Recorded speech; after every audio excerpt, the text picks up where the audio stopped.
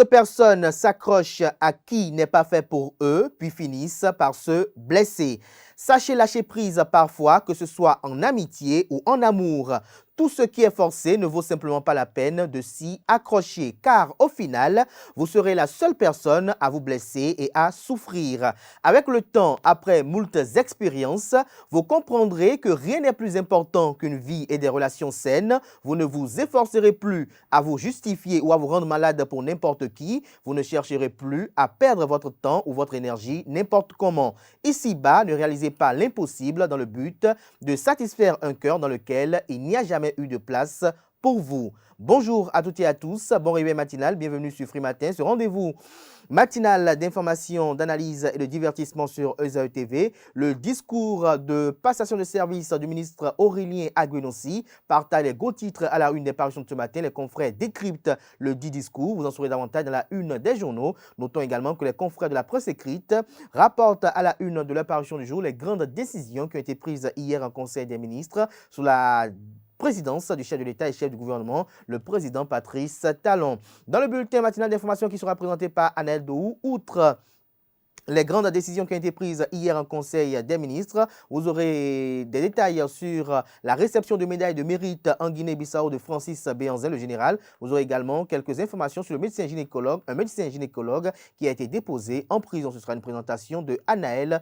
Dohou. Pour ce qui est de la page des sports de ce matin, Colombe Oussou nous fait la lumière sur les 4 nouveaux joueurs sélectionnés par Gernot Rohr pour disputer la 5e journée des éliminatoires CAN Côte d'Ivoire 2023. Assure également au cours de la page des sports de ce matin les commentaires de quelques journalistes sportifs sur la liste concoctée par Gernot Rohr. 20 joueurs sont retenus pour le 3e regroupement de la préparation du Bénin pour le tournoi des Nance International Handball Cup 2023 U16. Vous en saurez davantage avec Colombe Oussou dans sa présentation. Dans la rubrique définition du jour de ce matin, Kanté Amoussou nous fait découvrir le sigle FEMUA, entendez, Festival des musiques urbaines d'Anoumabo. Le contexte de création et l'objectif visé par le festival vous sont exposés par le chroniqueur. En fin d'émission, les prédictions astrologiques, les prévisions astrologiques sont présentées par Nosrine Fatoumbi. À en croire les prédictions recueillies, les amis poissons paraissent les plus favorables pour le compte de cette journée. Natif du signe, votre esprit inventif fera bonne impression sur votre entourage dans le cadre de votre travail.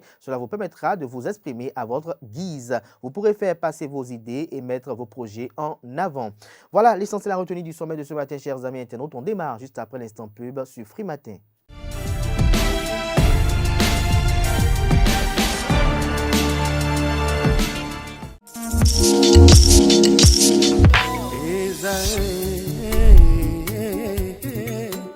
Bonne nouvelle pour la rentrée académique 2022-2023, l'École supérieure d'administration, d'économie, de journalisme et des métiers de l'audiovisuel ESAE vous ouvre les portes de ses différents sites. À Gbedjomende, à Bomé-Calavi, à Kwakpa et même à Parakou, l'université ESAE vous offre des bons d'études et des demi-bourses dans toutes ses filières en licence 1, 2 et 3. Et pour les 100 premières inscriptions en master 1 et 2, bénéficiez des demi-bourses. Nouveau bachelier, vous avez au moins la mention assez bien, inscrivez-vous vite à ESAE et bénéficiez d'un bon de 50 000 francs CFA. Étudiants, étudiantes et nouveaux bacheliers, payez 200 000 francs CFA en sciences de gestion, sciences économiques, sciences juridiques et en administration des affaires en licence 1, 2 et 3 et 500 000 francs CFA en master 1 et 2, 250 000 francs CFA en administration générale, administration des finances, journalisme et métiers de l'audiovisuel en licence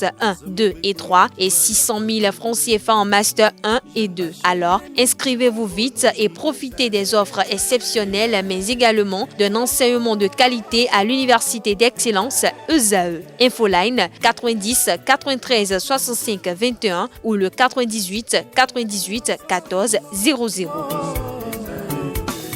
ESAE, l'excellence a un nom.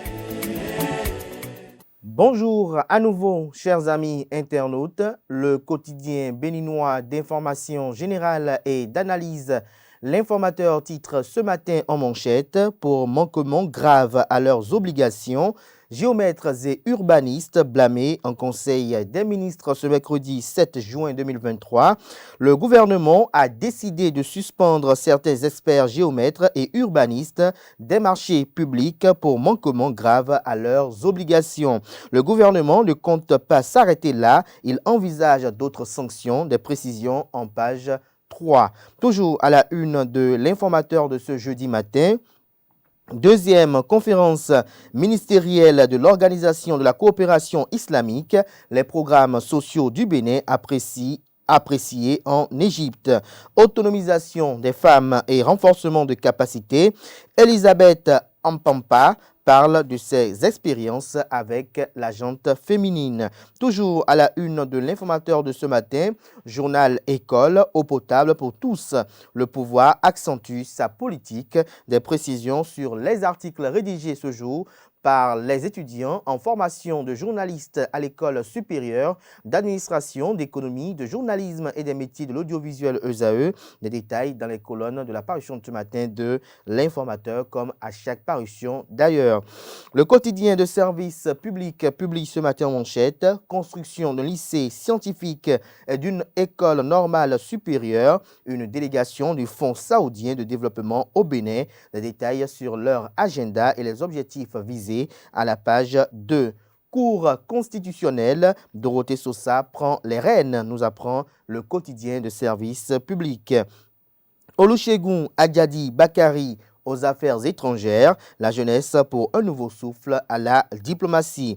Difficulté de clôture des opérations de lotissement, des géomètres et urbanistes indélicats sanctionnés. Fraternité ce matin en manchette: lotissement et démembrement foncier au Bénin, rétention des données, un crime contre le développement. Gros challenge pour le gouvernement de la rupture, s'exclame le confrère en manchette. Engagé dans une lutte implacable contre la mafia foncière, le chef de l'État Patrice Talon et ses lieutenants tiennent mordicus à restaurer la justice dans le domaine foncier.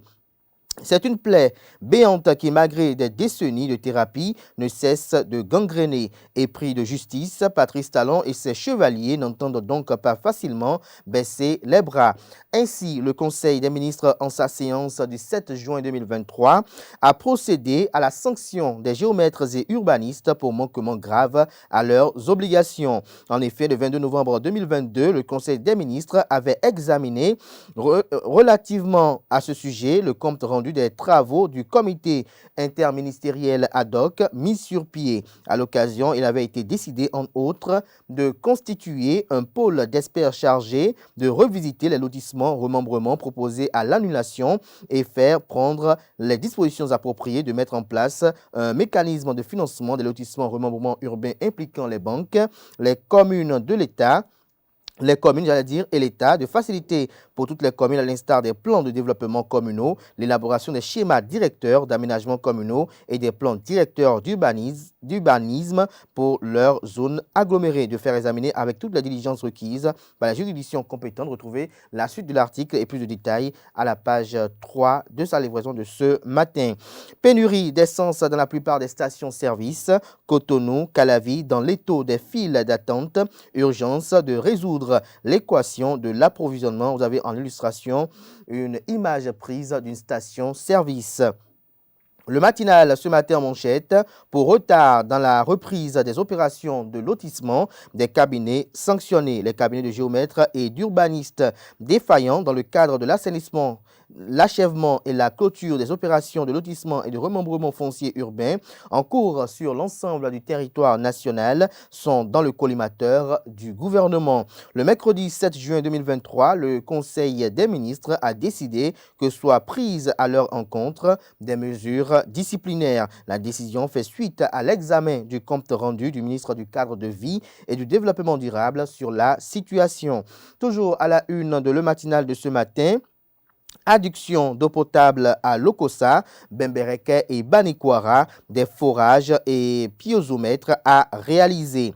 Matin libre ce matin en manchette: pipeline d'export Niger-Bénin, la fin des travaux de construction maritime célébrés. Des détails à la page 3. Toujours à la une du quotidien Matin libre de ce matin: Passation de charge au ministère des Affaires étrangères, Aurélien Agbenossi rend Patrice Talon comptable de son bilan. C'est lui qui décide des orientations de notre politique extérieure. L'histoire sera certainement jugée. Des détails à la page 2 de l'apparition de ce matin du Canard. Nous passons à présent au quotidien Le Béninois libéré, comité de relecture des textes fondamentaux du bloc républicain, nom des 11 commissaires qui accompagnent Robert Guian dans la tâche, le bloc républicain comme l'exemple de la réussite du système partisan du président Patrice Talon.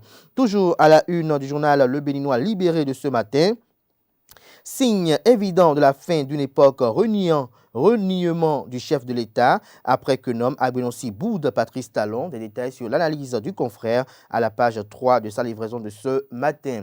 Le Grand Matin titre ce matin en deuxième de titre à sa une, diplomatie béninoise, Patrice Talon choisit Olusegun Adiadi Bakari pour concrétiser une vision. Voici quelques raisons et des défis à relever, des précisions à la page 3. Passation de charge à la Cour constitutionnelle. Dorothée Sosa invite le personnel à préserver les acquis de l'institution. L'intégralité du discours du nouveau président à retrouver à la page 5. Toujours à la une de Le Grand Matin de ce matin, fait divers. 3 locataires expulsés pour non-paiement de loyer, condamnés à payer 600 000 francs CFA. Il détourne 12 millions de francs CFA de sa patronne pour jouer au paris sportif. Le quotidien Le Matin titre ce matin à sa une, organisation de coopération égypto-islamique, deuxième conférence ministérielle, les impacts positifs des actions sociales du Bénin saluées en Égypte, des précisions dans les colonnes de la page ce matin du journal Le Matin. Gaskiani Info ce matin en manchette, présidentielle de 2026, la guerre de succession engagée, des précisions à la page 2. Nous passons à présent au quotidien L'Indépendant, opération de lotissement des sanctions vues contre des prestataires géomètres. Toujours à la une du journal L'Indépendant de ce matin, CEP session de juin 2023 à l'école primaire publique Tové dans la commune de Ouida, le maire de la ville de Ouida, Christian Wetchenou, aux côtés des candidats.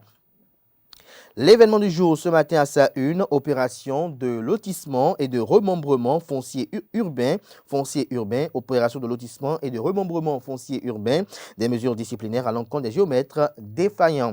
Le pays émergent ce matin à sa une, compte rendu du Conseil des ministres du mercredi 7 juin 2023, des prestataires géomètres et urbanistes dans l'œil du cyclone. L'autre quotidien à présent, défaillance dans la clôture des opérations de lotissement et de remembrement foncier urbain, le gouvernement exige des sanctions contre les géomètres et urbanistes défaillants. Dynamisme Info à présent, 7e mandature de la Cour constitutionnelle, nécessité de travailler pour faire déjouer les préjugés. Nous passons à présent au journal L'Économiste, marché financier de l'Union monétaire ouest africaine, le projet de loi aux infractions boursières bientôt ratifié. Décryptage info à présent, lotissement et remembrement foncier urbain, les géomètres et urbanistes défaillants dans le collimateur du gouvernement. Les 4 vérités ce matin à sa une, nommé ambassadeur du Bénin près le Niger, Gildas Djoblos à Goncan rencontre le président Patrice Talon.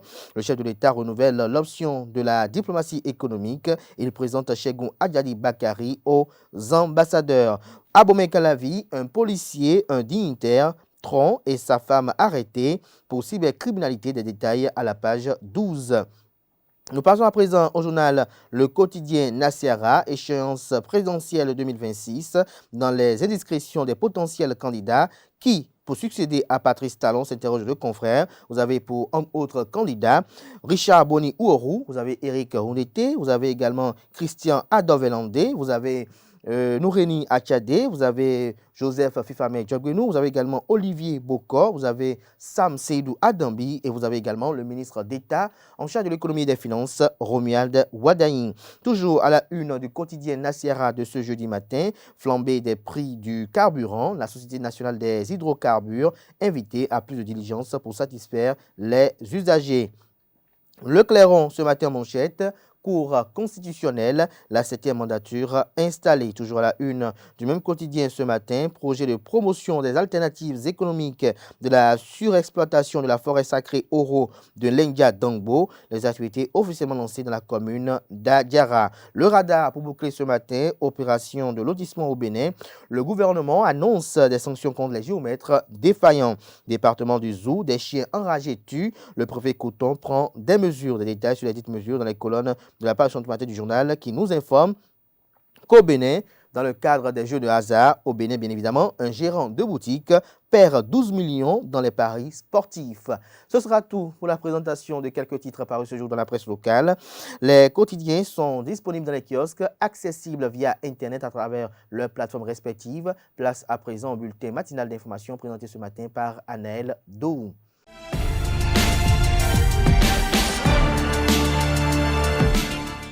Mesdames et messieurs, bonjour et bienvenue dans le bulletin matinal d'information. Le gouvernement béninois a tenu sa séance hebdomadaire du Conseil des ministres hier mercredi 7 juin 2023. Sous la présidence effective du chef de l'État Patrice Talon, plusieurs sujets ont été abordés et d'importantes décisions ont été prises. Au titre des mesures normatives, le Conseil a procédé au décret d'application de la loi numéro 2016-17 du 4 octobre 2016 portant création des chambres d'agriculture en République du Bénin et de la loi numéro 2018-20 du 23 avril 2019 portant code pastoral en République du Bénin à la transmission à l'Assemblée nationale pour examen et vote du projet de loi relatif aux infractions boursières pour le marché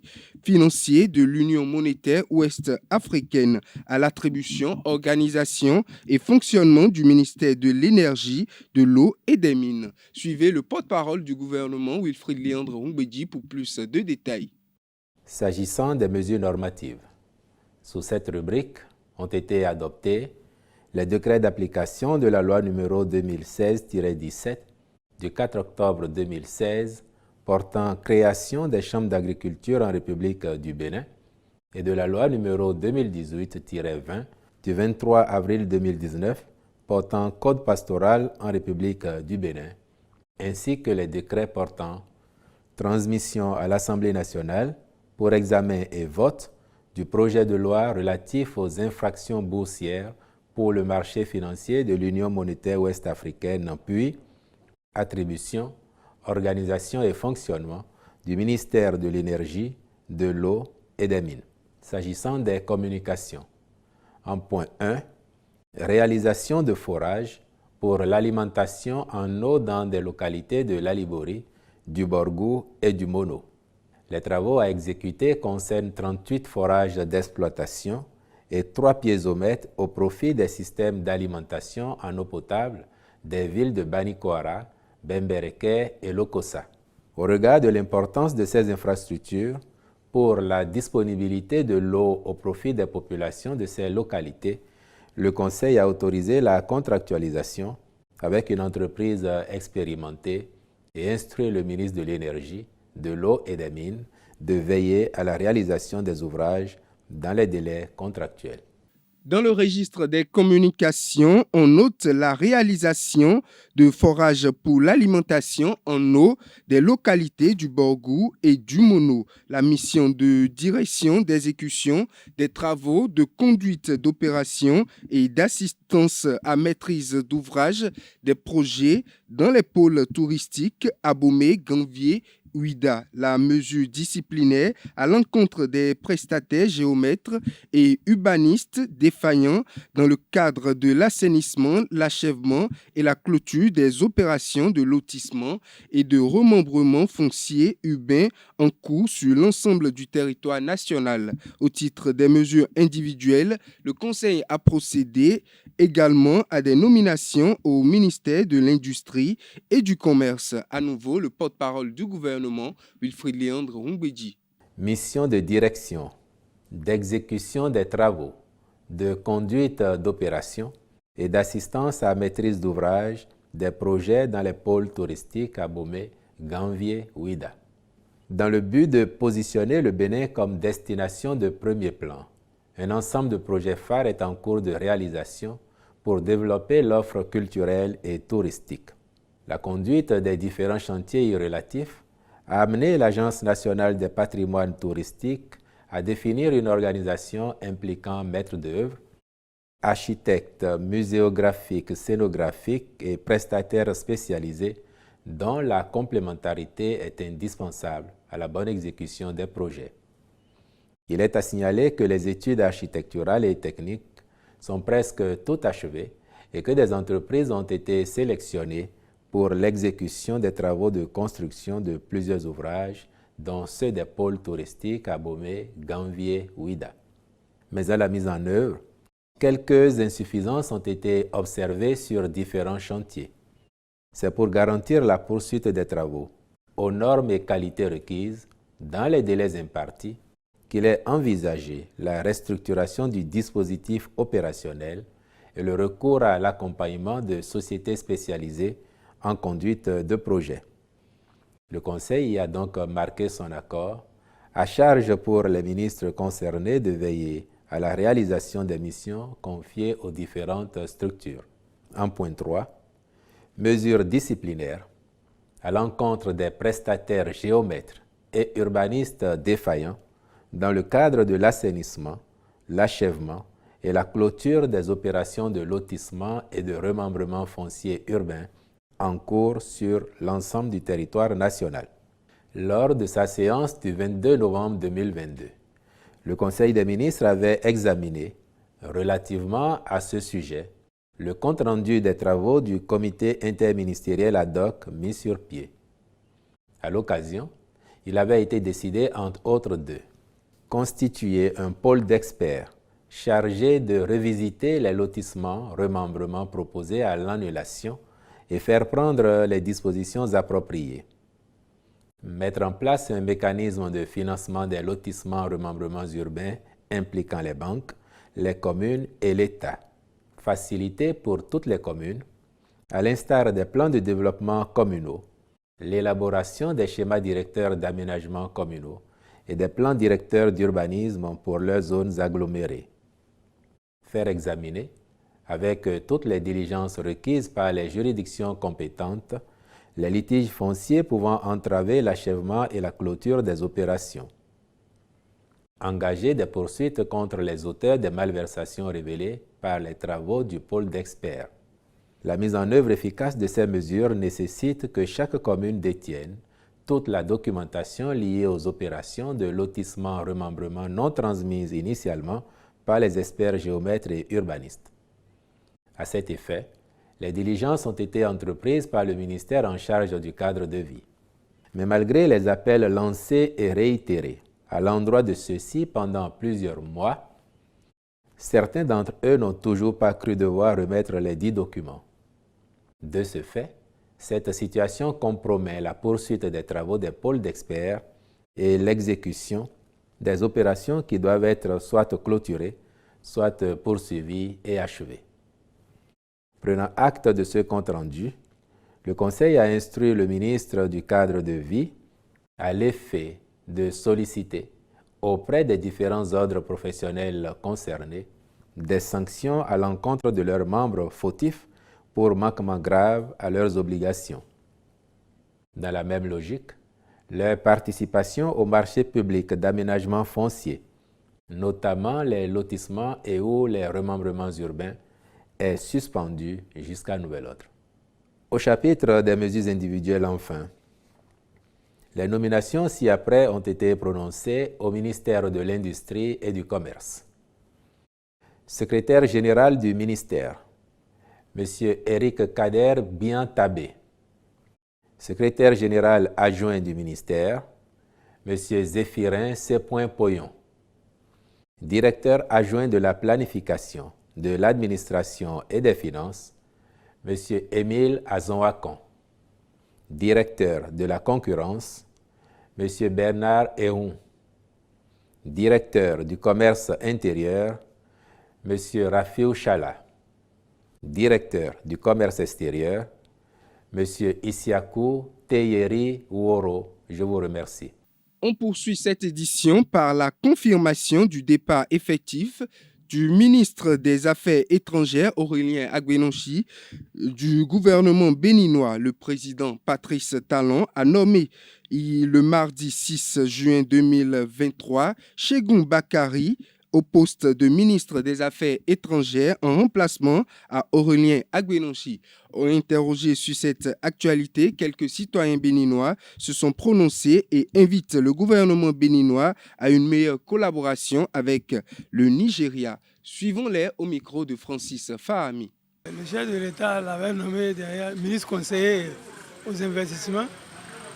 Maintenant, comme les gens ont déjà su qu'il voulait nommer l'ambassadeur venu au Nigeria, la dame Adjovi Paulette, et le chef de l'État a essayé de dribbler les gens pour nommer Chegoum Bakary. Vous savez pourquoi le monsieur est Yoruba. Il est Yoruba. Le nouveau président de la République du Nigeria, Bola Tinubu, aussi est Yoruba. C'est ça qui a milité surtout en sa nomination. Le chef de l'État cherche à se réconcilier avec le Nigeria. C'est pourquoi il a nommé M. Chegoum Bakary à ce poste-là. C'est la reconstitution des faits. C'est-à-dire, hier on disait que c'est Adjovi, une certaine Adjovi qui était ambassadrice au Nigeria, c'est elle qui est devenue le ministre des Affaires étrangères, c'est ce qu'on a connu. Et les critiques sont sorties dans les réseaux sociaux, tout et tout. Le Conseil des ministres n'a pas donné son avis. Ça m'a donné des doutes.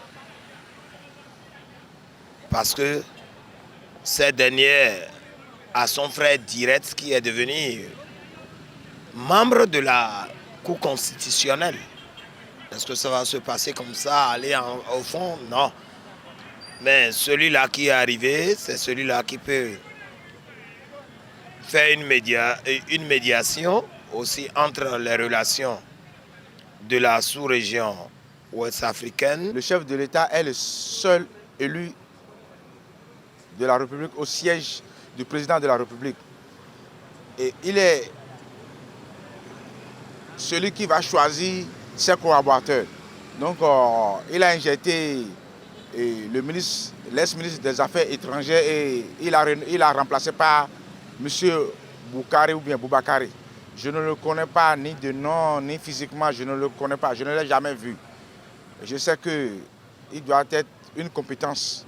Si le chef de l'État lui a fait confiance, alors il va essayer de faire le maximum pour que le rendement y ait. Surtout renouer et redynamiser les accords avec les autres pays d'extérieur. Sinon, diplomatiquement, le Bénin, ça ne va pas. Ce nouveau venu fera ce qu'il peut. Je dis bien, il ne peut pas tout sauver. Le monsieur, dans ses activités, il traite déjà avec le Nigeria.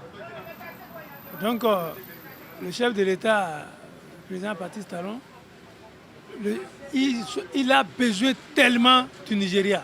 Mais il ne le dit pas ouvertement. Donc, il est en train de négocier avec le Nigeria. Et je vois. Donc, pour avoir les retombées, c'est pourquoi il est parti à l'investiture du nouveau chef de l'État. Parce qu'avec l'ancien chef de l'État, il a tenté de négocier avec Buhari, ça n'a pas marché. Maintenant, il est en train de renégocier encore avec M. Bola Tinubu. Donc, il sait, il connaît l'importance du Nigeria.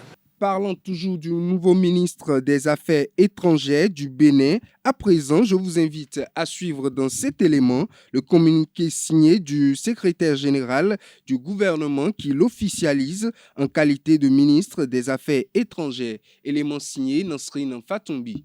La diplomatie béninoise a un nouveau chef. Cheikhoun Adjadi Bakari est nommé ministre des Affaires étrangères. Après le limogeage de Aurélien Agbenonsi, c'est le nom de Marceline Paulette Adjovi, actuelle ambassadrice du Bénin au Nigeria, qui a été cité. Mais finalement, le chef de l'État béninois Patrice Talon a porté son choix sur Cheikhoun Adjadi Bakari, déjà nommé il n'y a pas longtemps ministre conseiller aux investissements à la présidence de la République. Il y a à noter que Cheikhoun Adjadi Bakari n'est pas un diplomate, c'est un banquier titulaire d'une maîtrise en mathématiques et d'un master en finance. Comme Aurélien Agbenonsi et avant lui Nassirou Arifari Bako, c'est un allogène qui vient diriger la maison des diplomates. En 2016, Olusegun Bakari a publié dans le magazine Jeune Afrique une rubrique sur l'économie béninoise qui, selon lui, devrait s'arrimer à celle nigériane. Dans cette publication, le nouveau ministre des Affaires étrangères développe les mesures fortes que le Bénin doit prendre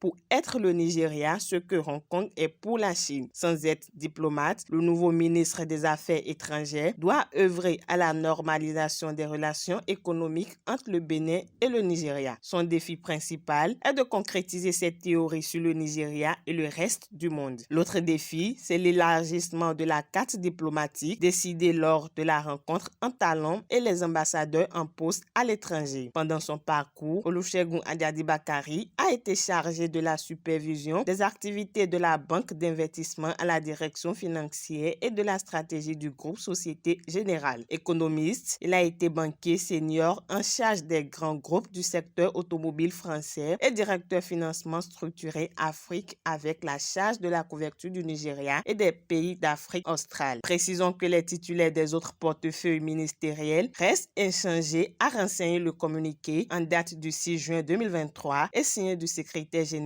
du gouvernement, Edouard Ouattara. Le président de la République de la Guinée-Bissau a décerné le jeudi 1er juin 2023 au général Francis Béhanzin la médaille du mérite de la coopération et du développement. Il a été reçu dans l'ordre national de la Guinée-Bissau. Ses nombreux services rendus en Afrique et au-delà ont été reconnus par le président Umaro Sissoko Embalo. Il a décerné à l'officier de l'armée béninoise Francis Béhanzin la médaille de mérite de la coopération et du développement de la Guinée-Bissau. Âgé de 68 ans, le général est un ancien conseiller militaire de la CEDEAO en Guinée-Bissau. Il a été commissaire aux affaires politiques, paix et sécurité de la CEDEAO. Francis Béhanzin s'est impliqué dans plusieurs missions de médiation de la CEDEAO pour trouver une issue à des crises politiques, notamment au Togo, au Bénin, en Guinée-Bissau et au Mali. Autre information, le gynécologue obstétricien nommé CY a été déposé en prison suite au décès de la jeune journaliste Marlène Zomaon. Elle est passée de vie à trépas quelques jours après avoir accouché par césarienne. L'opération menée par le gynécologue obstétricien le 16 mai 2023 se serait déroulée dans des conditions douteuses. Après des douleurs intenses au ventre suivies des écoulements nauséabonds après l'opération, la journaliste Marlène Zomaon s'est rendue à l'hôpital. Elle n'a pas été prise en charge dans les brefs délais. À en croire le docteur, notamment le gynécologue obstétricien, l'opération a été faite dans la clinique Abebo à Adjara, Dokodji à Porto Novo. Les responsables de l'hôpital ont démenti et ont apporté des clarifications.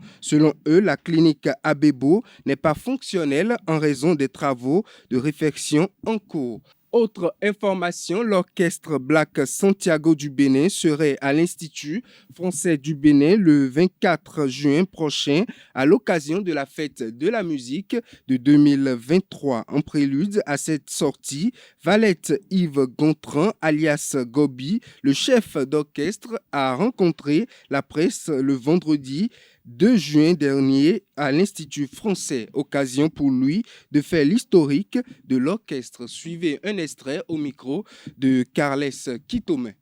Le début de l'orchestre a commencé au Bénin. Et il a recruté des musiciens béninois, ils jouaient tous ensemble. Ils jouaient tous ensemble au Bénin quand ils ont voulu aller voir à côté, dans les autres pays. Alors ils sont allés au Ghana. C'est là ils ont... En temps, ils ne s'appelaient pas Blaise Santiago au Bénin. Arrivé au Ghana, ils ont refait le groupe, ils ont pris des Ghanéens dedans. Et ils ont commencé par animer dans des clubs. Non, moi, j'étais à peine né. Ils ont commencé par animer dans les clubs. Et il paraîtrait que les clients qui venaient danser dans les clubs partaient avec des souliers usés. Et ils ont fait des remarques comme ça. Et finalement, en ce temps-là, c'était les Santiago qui étaient à la mode. Et surtout qu'ils sont spécialisés dans la salsa et le high life et tout. C'est là qu'ils ont eu l'idée de donner le nom de les Noirs du Santiago, les Noirs qui portent les Santiago. Donc alors, voilà qu'il y a une ville de Cuba qui s'appelle Santiago. Ils ont dit alors, les Noirs du Santiago. D'où le nom Black Santiago. Voilà. Donc c'est un peu l'historique. Mais finalement, ils sont restés au Ghana jusqu'à ce que le chef d'orchestre a racheté le club dans lequel il jouait. Et il était devenu propriétaire de ce club. Mais avec le temps, avec les rapatriements et tout, ils sont revenus au Bénin, ils sont partis au Nigeria pour jouer quelque temps. Donc, bref, ils ont beaucoup voyagé. Et le chef d'orchestre en question, il était un grand trompettiste et un saxophoniste. Il était très connu dans l'Afrique de l'Ouest. Et il jouait en Côte d'Ivoire, un peu partout. Et il était l'ami de Fela Kuti. Fela Kuti venait l'écouter souvent aussi. Et donc, c'est pour ça qu'il revendique le rythme afrobeat. Il a toujours revendiqué que c'est lui qui avait créé et Fela Kuti, qui venait souvent travailler avec lui, a repris ce rythme au Nigeria. Mais la preuve, son premier morceau en afrobeat a été enregistré en 1966. Par contre, le premier morceau de Fela Kuti en afrobeat a été enregistré en 1968. Et c'était des afrobeats, pareils comme ça. Donc, il revendiquait toujours qu'il est le créateur de l'afrobeat. En 60 ans de vie, l'orchestre Black Santiago a recruté, formé et collaboré avec des générations d'artistes. Le chef d'orchestre, Varlette Yves Gontran, alias Gobi, évoque quelques noms au micro de Carles Kitome. Donc, il était au Bénin quand il a voulu mettre du sang jeune un peu dans l'orchestre. Et c'est là qu'il m'a recruté. J'étais élève en classe de terminale, donc malgré que je continuais mes études, j'étais musicien et professionnel. Voilà, donc c'est comme ça que je suis entré dans Blaise Santiago. Et jusqu'à aujourd'hui, je suis resté. Je suis resté fidèle à l'orchestre. Bayo Agongolo fait partie de la famille de la Souza. Oui, il était son neveu. Il était son neveu. Les enfants de Bayo? Non, il a eu un fils qui commençait pas à faire la musique, mais rapidement il a voyagé, il est allé en Allemagne, voilà. Oui, actuellement, j'ai mon fils qui est notre ingénieur de son. Dans Blaise Santiago, je suis l'un des doyens, mais j'ai encore quelqu'un qui a intégré le groupe au même moment que moi. C'est qui? Christophe Kodji. C'est le chanteur. C'est parce que quand on parle de l'accident, on ne cite que les 3 qui ont disparu au moment de l'accident. Mais nous avons eu beaucoup d'artistes qui sont partis, qui sont morts. Il y a Aïvalé qui était un grand chanteur. Un bel album. Oui. Qui n'a pas connu assez de succès. Voilà. Mais l'album est de Black Santiago. Oui, c'est moi qui étais l'arrangeur de son album. Sinon, il y a eu beaucoup d'artistes qui nous ont quittés comme ça dans Blaise Santiago. Bon, nous avons la chance, nous sommes encore là aujourd'hui. Voilà. Jusqu'à aujourd'hui. Bon, c'est vrai qu'en février 1988, on a eu un accident. On allait au nord pour aller faire une tournée au nord. Et le 16 février 1948, on a fait un accident et le bus a fait des tonneaux. Et le chef d'orchestre était décédé. Miguelito, père, était aussi dans le bus. Eric Medrid. Donc il y avait ces 3 morts-là. Nous aussi, on était dans le bus. Voilà. Donc après, Bayo a pris la relève.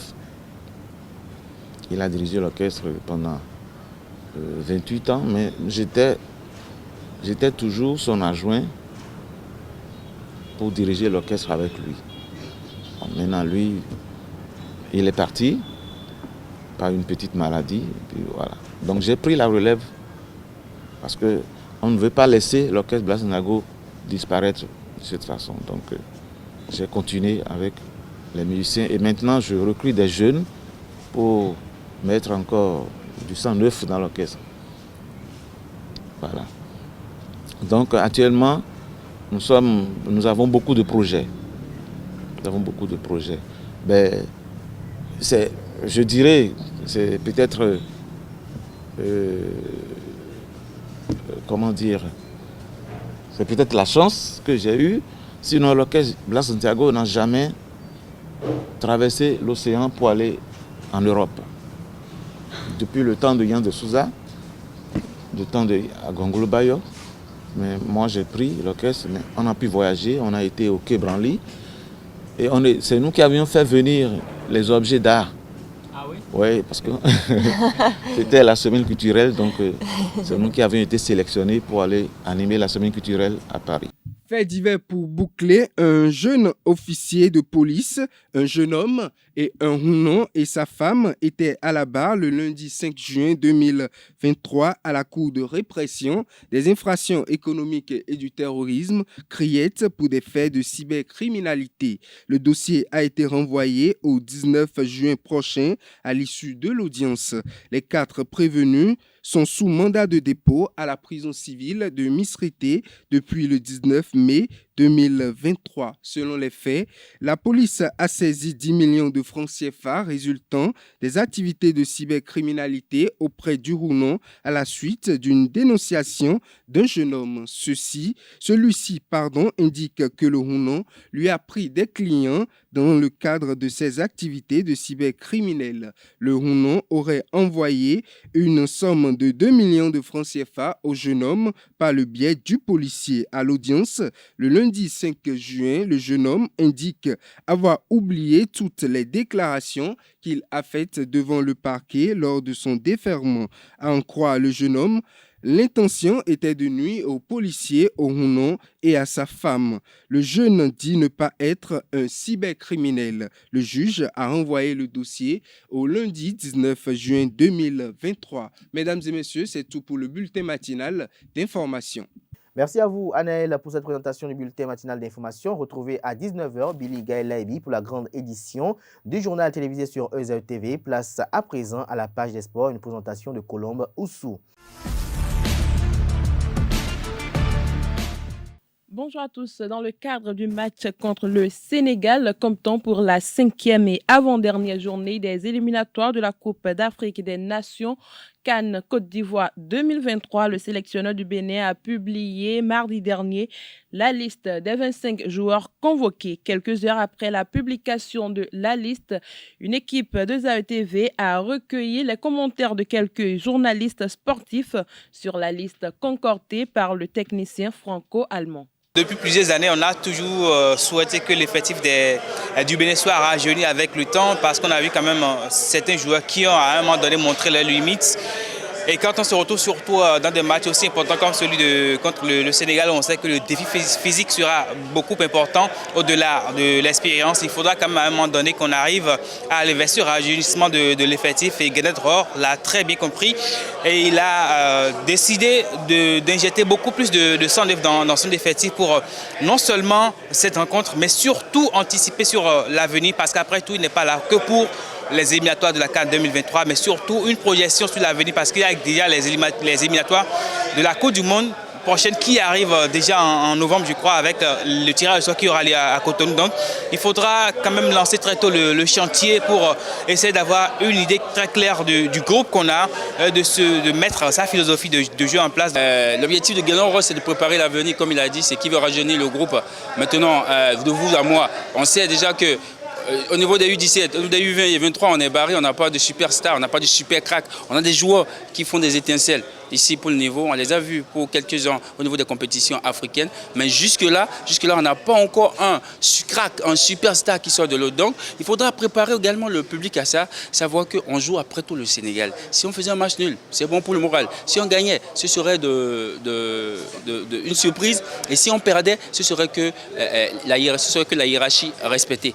Donc, on joue le Sénégal qui a une culture de football un peu plus avancée que au niveau des catégories d'âge. Vous avez vu l'année en 2022-2023, ça a réussi au Sénégal sur tous les plans, sauf au niveau des U23. Ça veut dire que le Sénégal est la meilleure nation du football sur le continent et champion d'Afrique donc en titre. Retenez simplement que du côté du Bénin, si on doit attendre quelque chose, c'est ce rajeunissement et le comportement de ces jeunes qui sont en train de faire leurs premières apparitions au niveau de l'équipe nationale. C'est vrai qu'il y a des têtes qu'on ne maîtrise pas forcément. Quand vous prenez par exemple le jeune de 17 ans qui évolue à l'ASVO, c'est une première.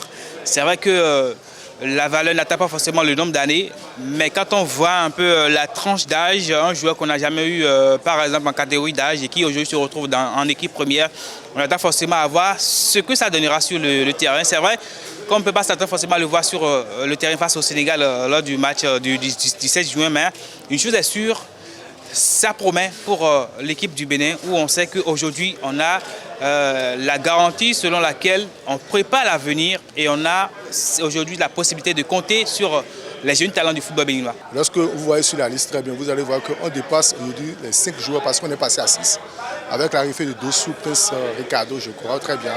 Et s'il y a pas mal qu'on puisse avoir une équipe où il y a la jeunesse qui est. Et lorsque vous voyez que pour une première fois on sélectionne encore un jeune qui a 17 ans, ça prouve que le travail a très bien commencé. Andreas Routondi, que Michel Dussé, ça fait plusieurs années, a décidé désormais d'aborder les couleurs nationales. Il dit que c'est déjà pas mal. Maintenant, à nous de continuer. C'est qu'il revient de continuer le travail, de mettre l'ambiance nécessaire parce que vous savez, lorsque vous avez un vestiaire tel, composé de binationaux, de nationaux autres, il faut mettre le respect, l'harmonie qu'il faut pour que sur le terrain, ça puisse être ressenti. La qualification est à notre portée si nous parvenons à bien négocier nos 2 matchs qui viennent. Et à voir, mais si nous suivons l'intention que le coach dévoile, nous voyons qu'il joue pour le futur. Si ça vient, on prend. Si ça ne vient pas, c'est basta. Donc, on suit. Avec un effectif complètement rajeunir comparativement à la dernière liste du mois de mars, Gernot Rohr a fait appel à 4 nouveaux joueurs, dont 3 binationaux. Il s'agit de Halid Djampata, Andreas Routondi, Brandon Audrey Agounon et Prince Ricardo Dossou. Parmi les noms cités ci-dessus, seul le dernier provient du championnat national. Halid Djampata, originaire de Bassila au Bénin, le joueur de 18 ans est né le 13 avril 2005 au Togo. Il rejoint son père en Italie en 2006 avec sa mère et ses frères. La famille d'Halid débarque par la suite en Angleterre où il fait des tests à Manchester City. Mais le milieu de terrain prometteur évolue depuis 2017 à Everton avec les U18 du club. Dès son arrivée, le jeune milieu de terrain a mis tout le monde d'accord sur son talent par ses performances, ce qui lui a permis d'obtenir une promotion chez les U21 où il a disputé 18 matchs pour 2 buts marqués. Andreas Routondi, quant à lui, longtemps courtisé par les dirigeants béninois, le joueur né à Montry en France, a finalement décidé de rejoindre le pays d'origine de son papa le 19 avril 2023. Le long ligne de 20 ans qui mesure 1,90 m évolue actuellement avec la formation de l'US Orléans en National 1 Détroit en France. Prêté par le Stade Malherbe Caen, le nouveau Guépard totalise 7 buts en 26 matchs cette saison. Brandon Audrey Agounon, sociétaire de l'US Orléans, Audrey est issu d'un père béninois et d'une mère congolaise. Âgé de 28 ans, le milieu de terrain va connaître sa première sélection avec les Guépards. Né à Caen, en France, Audrey a disputé 17 matchs cette saison pour 6 cartons jaunes. Prince Ricardo Dossou, grande surprise de la liste, il est le seul joueur local sélectionné parmi les nouveaux. Prince, âgé de 17 ans, est un excellent milieu offensif, est centré pour sa première expérience dans le championnat béninois. Prince a impressionné Gernot Rob par son talent. Sociétaire de Lasveau, le jeune joueur va connaître sa première sélection avec l'équipe Fagnon. Doué pour mettre les défenses adverses en difficulté, celui qui a été supervisé à plusieurs reprises par le staff technique des Guépards fait partie des rares talents qui ont connu la sélection à 17 ans. Autre information, le Bénin s'active pour surprendre au prochain tournoi Nantes International Handball Cup 2023 en août prochain. Dans ce cadre, la Fédération béninoise de handball a mis les moyens à la disposition du staff pour un travail rigoureux et professionnel. C'est ainsi que l'équipe a fini un deuxième regroupement pour évaluer les jeunes joueurs. Ils sont au nombre de 20 retenus pour poursuivre la préparation. Le troisième regroupement se déroulera du 19 au 26 juin prochain. À noter qu'ils seront finalement 14 joueurs à être retenus pour l'expédition. La deuxième édition du Nantes International Handball Cup 2023 aura lieu du 25 au 27 août 2023. Avant-dernière information, l'association sportive du port autonome de Cotonou, ASPAC, est une société sportive présente dans les disciplines comme le football, le basketball, le handball et l'athlétisme. Au basketball, elle a eu une saison difficile avec son club qui a été suspendu pendant une période. Le directeur général Boni Akobi nous fait le point de ASPAC Basketball Club. Il rappelle la situation qui a conduit à la suspension du club. Il est au micro de Anel Dou. En début de saison, on a eu mal d'homme. Il y a eu des difficultés. Sinon, on était vraiment préparé, puisque déjà des années antérieures, vous connaissez très bien BBC, on a fait preuve, on a déjà fait montre de nos talents au niveau de BBC. On a une renommée. C'est toujours ASPAC. Au niveau de basket, au niveau de hand, ASPAC a déjà prouvé ce qu'il sait faire. Malheureusement, cette année, on avait une équipe en place qui était prête vraiment à affronter, à jouer les premiers rôles. Sincèrement, on voulait damer le pion à Coton. On était vraiment très sûr de notre équipe. Malheureusement, on a connu l'incident là en début de championnat. Ça, c'était un manque de professionnalisme, il faut le reconnaître. Nous avons eu à critiquer ça même au niveau de nos joueurs. En réalité, ASPAC avait demandé, souhaité jouer sur ses locaux, c'est-à-dire sur ses propres installations. Et ce n'était pas ASPAC seul, il y avait d'autres équipes, telles que Renaissance, même la Renaissance, Énergie, etc. Mais la fédération avait décidé que les matchs se jouent à Eya. Donc, ceci a créé une situation de mécontentement au niveau de nos joueurs, même du staff, parce qu'on avait écrit pour demander à ce que, pour les équipes qui reçoivent, que les équipes puissent recevoir sur leur terrain de prédilection, mais qu'on n'impose pas un terrain sur lequel les joueurs devraient vraiment se manifester. Malheureusement, on n'a pas eu une suite favorable et la décision était que, parce qu'avant, ASPAC jouait ces matchs au niveau du Hall des Arts. La vision du gouvernement qui est de revoir, de reconstruire, de remettre en question ce centre dans de bonnes normes, dans le respect des normes. Au niveau du terrain du Hall des Arts, ce n'est plus tellement disponible Mais nous, on m'a proposé de jouer quand même sur des installations que Aspac devait choisir. Malheureusement, on n'a pas été entendu, on n'a pas eu écho favorable auprès de la fédération. Ce que les joueurs n'ont pas su gérer. Et ils sont arrivés au terrain, ils devraient en faire une rencontre. Malheureusement, toutes les 3 équipes, c'est plusieurs équipes d'ailleurs à la fois, ont refusé de jouer. Le jour du match même, vous comprenez qu'en matière quand même, que ce soit de foot, de basket, de compétition, il y a des règles. Vous ne pouvez pas le jour de la compétition venir et boycotter une compétition. Ça ne se passe pas comme ça. Il y a des règles. Donc c'est suite à cela que la fédération a pris des mesures qui nous ont vraiment déstabilisés. Ça, il faut le dire. Ça a déstabilisé l'équipe. Vous imaginez, figurez-vous que vous ayez une équipe qui est déjà prête pour jouer et que le jour du match, l'équipe, suite à un acte posé, on dissout l'équipe. Parce qu'en réalité, c'était même une dissolution. Et après, nous avons eu à écrire donc, à la fédération. On a demandé de revoir un peu la sanction à la baisse. Il fallait payer une amende de 5 millions. Et les joueurs ont été, tous les joueurs qui étaient sur la feuille de match ont été suspendus. Au départ, même c'était pour 1 an. Après, la fédération a revu ça à la baisse. Il y a 6 mois de suspension. Les entraîneurs ont été suspendus pour 2 ans. Vous voyez, cette situation, comment reconstruire l'équipe? Ce n'était pas du tout facile. Ça n'a pas été du tout facile. On a fait preuve de sacrifice pour reconstituer rapidement l'équipe. En quoi faisant? En allant chercher des joueurs, en recrutant des joueurs, en recrutant de nouveaux entraîneurs. On était pratiquement, de 2 semaines, vous comprenez, la mayonnaise n'a pas pu prendre correctement. C'est ce qui fait que nous avons quelques défaillances. Mais vous connaissez les résultats, nous sommes 3e au classement aujourd'hui, malgré ces difficultés. Mais notre objectif, c'est d'être au moins 2e pour pouvoir participer aux compétitions régionales. Donc on a recruté de nouveaux entraîneurs.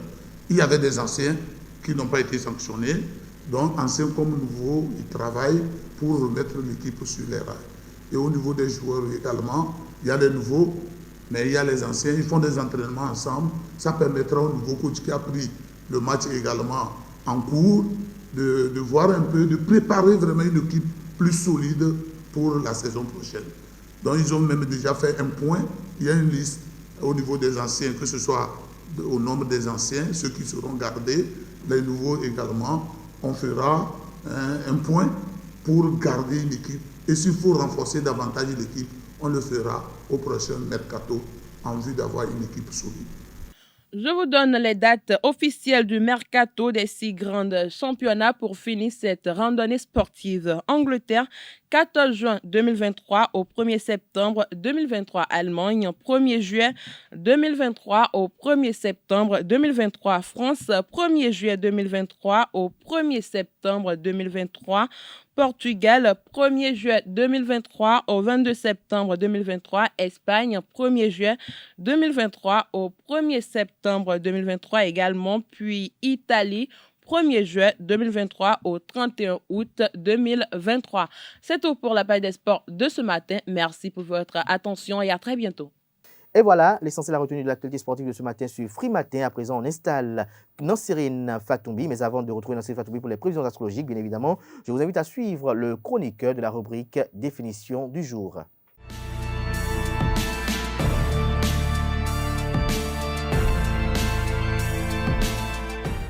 Bonjour, FEMUA signifie Festival des musiques urbaines d'Anoumabo. C'est un festival de musique afro-pop qui est créé depuis 2008. Il se tient principalement à Abidjan, en Côte d'Ivoire. Il réunit, d'importants artistes contemporains d'Afrique et du monde entier durant une semaine, habituellement à Anoumabo, dans le sud d'Abidjan. Il s'agit d'un des plus importants festivals musicaux d'Afrique avec plus de 40 000 spectateurs en 2017. L'accès au concert est gratuit et certains artistes artistes reversent leurs droits d'auteur pour un projet de développement local.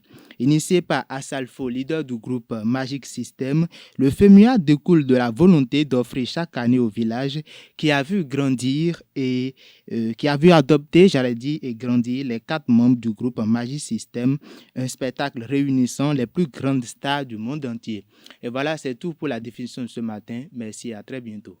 Merci à vous, Kanté Amoussou, pour cette présentation de ce sigle qui nous est d'ailleurs très instructif, qui nous apporte un plus ce matin. Chers amis internautes, s'installe à présent Nasrine Fatoumi, comme je l'annonçais tantôt, pour les prévisions astrologiques.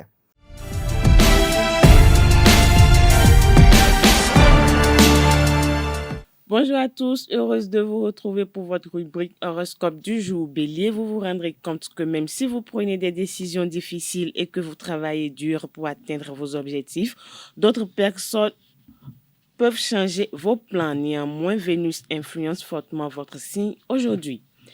Amis taureaux, essayez de vous détendre et de vous relaxer. Ne soyez pas si dur avec vous-même. Vous n'arriverez à rien. Vous devrez faire preuve de courage et de persévérance pour venir à bout des problèmes.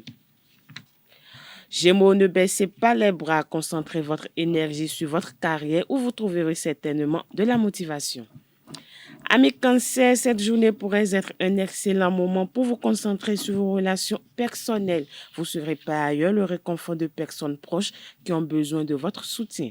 Lion, bien que la journée est en mesure d'être calme pour vous, vous rêvez d'un projet spécial. Si vous osez vous lancer dans la réalisation d'un quelconque projet, vous devrez d'abord vous assurer de trouver la bonne personne pour vous accompagner.